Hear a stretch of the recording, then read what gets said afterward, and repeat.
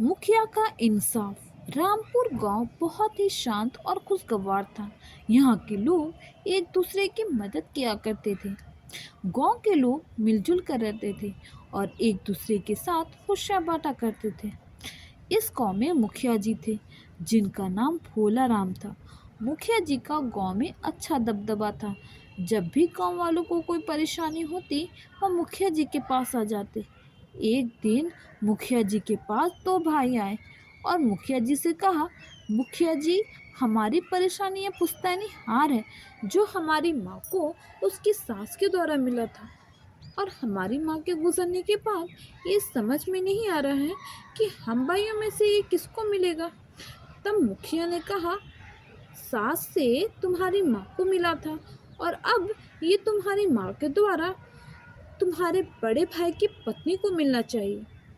मुखिया की बात सुनकर दोनों समझ गए और राजी खुशी अपने घर चले गए। इस गांव में हर दिन एक घी वाली भी आया करती थी जिसका नाम नंदनी था।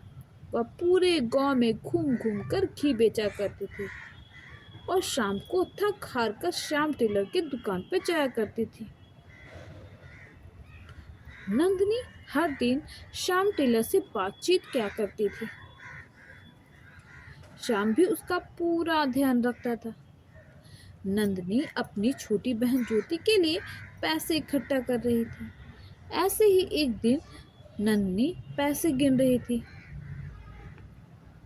उसने देखा कि उसके पास काफी पैसे इकट्ठे हो गए हैं।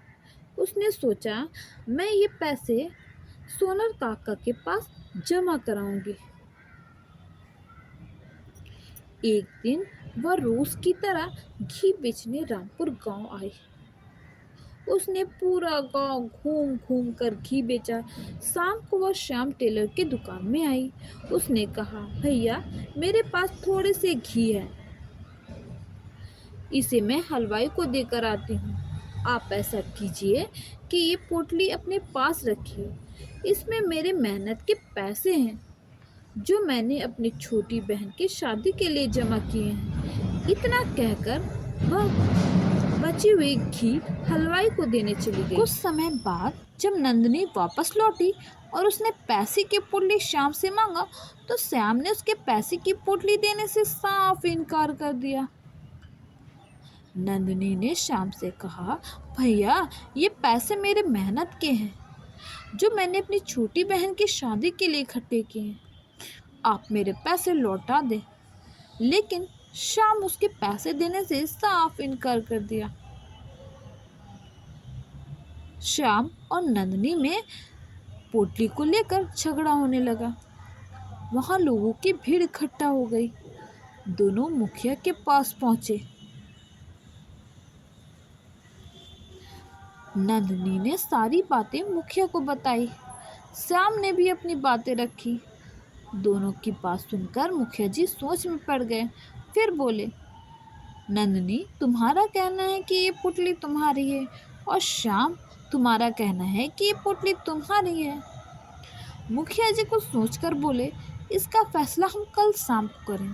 इतना सुनकर नंदनी और श्याम अपने अपने घर चले गए। नंदनी रोजाना की तरह गांव में घूम घूम कर घी बेच रही थी और मुखिया जी उसकी गतिविधियों पर नजर रखे हुए थे। उन्होंने देखा कि नंदनी घी वाले हाथों से ही पैसा लेती है। शाम को नंदनी और श्याम मुखिया के पास पहुंचे। मुखिया जी ने नंदनी से घी मांगा और श्याम से पैसे। उन्होंने पैसे की पोटली सूंघी, उससे घी की खुशबू आ रही थी। मुखिया जी समझ गए और श्याम से कहा, श्याम, तुम झूठ बोल रहे हो। तुमने नन्नी को धोखा दिया है और इसलिए तुम्हें 10 सिक्के जुर्माने के रूप में देने होंगे और अगली बार अगर तुमने किसी को धोखा दिया तो तुम्हें गांव से निकाल दिया जाएगा। यह सुनकर श्याम को पछतावा हुआ और नन्नी पोटली पाकर बहुत खुश थी। वह खुशी खुशी अपने घर चली गई।